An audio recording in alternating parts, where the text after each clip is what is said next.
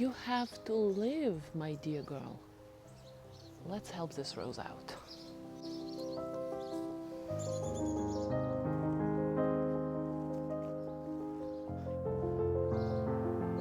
I am not sure if you can hear or not, but we do have little babies right there in the birdhouse, and mama bird is not happy with me poking my nose around this area because it's too close to the birdhouse. But here we have a beautiful Boscobel rose right there. You see that one gorgeous bloom. It bloomed well this year, but two misfortunes happened to this rose. It was attacked by sawflies, and I wasn't here to kind of protect it. And I was leaving in a rush to go to Ukraine, so I didn't protect it from rabbits. I didn't put the cage here, so all the lower foliage is eaten, and clearly this rose is struggling, poor thing. So I'm going to give it a nice boost today. I just came from the store. I bought cow manure, I bought fish emulsion, and we have mulch here, which is also very important. So let's give this rose a nice food to eat. This way she will say, "Yum, yum, yum, yum, yum, something good. Let me create a stronger root system. And the most important thing, let me create basal shoots." And you know what, a lot of people think, why do we have to feed the roses after the first flush of blooms? And to entice rose to do more blooms would be not the first reason. The first reason would be to entice rose to create basal shoots, because that's a structural strength of the rose, right? So if I'm going to feed this rose here well, not too much, right? We can always allow our roses, and make sure that I stay on top of watering and she has good food to eat and healthy soil. Hopefully in a month she will start pushing new shoots down from that very small and gentle base. I consider fish fertilizer to be a great product.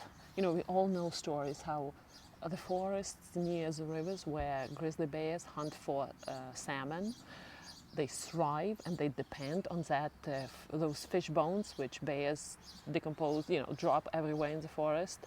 So this Alaska fish fertilizer, great. Organic gardening, you can use it, it's not going to burn the roots, and it's a great extra, like a cherry on the cake for your plants in the garden. So if I want to support my Boscobel rose, this is what I'm going to give it together with a dose of fertilizer covered with cow manure.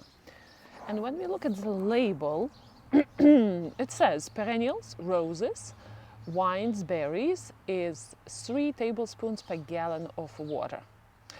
And you know what? It also says covers 25 square feet of soil. So 25 feet of soil is kind of hard to imagine, but it's approximately 2.5 square meters. It's a space where my Lady of Shalott occupies together with boxwoods. And I always feel like I have to spread that watering a little bit around, not just put 2 gallons of pre-mixed fish fertilizer into this space, just spread it around, water it in well. So you usually don't follow 3 tablespoons a gallon. I make it lighter. Let's see how this goes. All right, it's well mixed already. I shook it well. Let me get my water. I have 4 gallons of water. I'm going to this is such a sludgy stuff.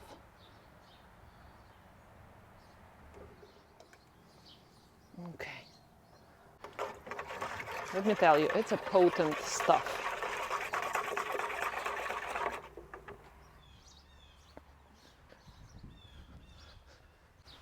All right. Now, this will take care after giving this rose a nice boost of energy, right? So what I'm doing here, I am pulling away the mulch. I'm going to water my rose in a little bit, not too much. You know what? Yeah, we had a rain yesterday, so this is good.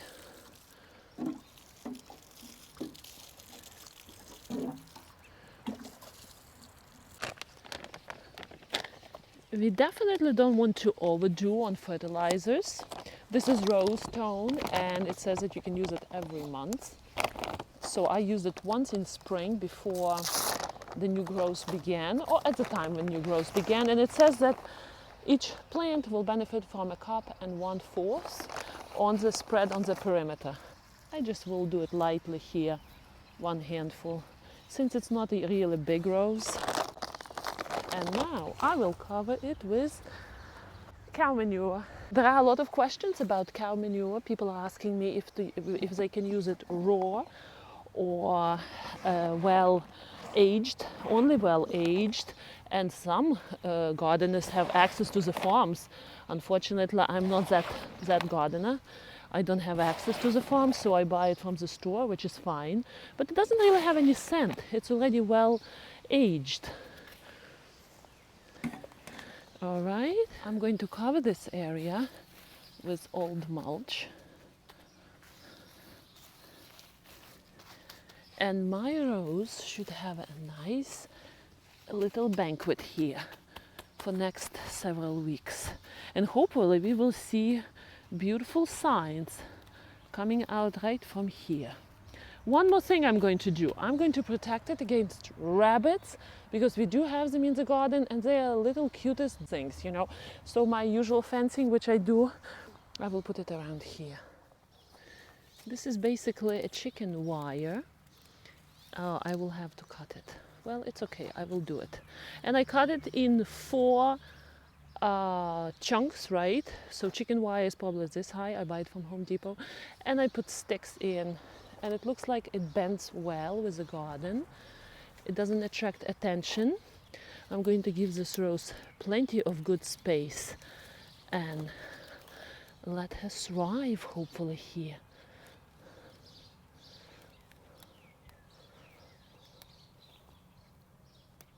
Oh, it bent. Okay, it broke. These sticks are old, but they are still working. And this I need to cut here. All right, cut it right here. What I like about this chicken wire, plastic chicken wire, it's black. You can't really see it in the garden, and you can cut it really easy.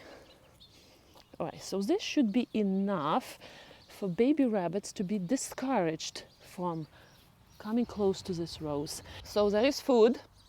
Rabbits don't have access to my rose. And one more thing, the sawfly damage, those rose slugs, right? Some people are thinking that they will need to take those damaged leaves off the plant. I don't do it. Yes, it's very unsightly. It doesn't look well at all. And I believe there are 2 different rose slugs, sawflies. One variety eats through the leaf and leaves holes. They leave holes. And another just skeletonizes the bottom part of the leaf. And then we have these like paper white patches on the leaves, and it's cosmetic. You don't have to take a leaf off because the other surface, which is green, is still collecting sun rays and feeding the rose. So you don't want to deprive your rose from living, right? Because it has to have the green mass to live well. So I came home from Ukraine. I sprayed it with neem oil, this rose, took care after all the sawflies.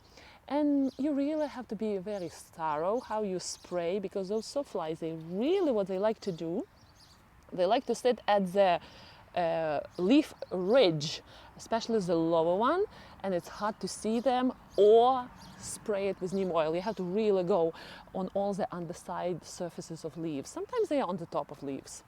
So that's another thing. My rose will be, I guess, living like this season. It has a little bit of black spot already. Hopefully neem oil took care after that, at least a little bit. And rose is good to go.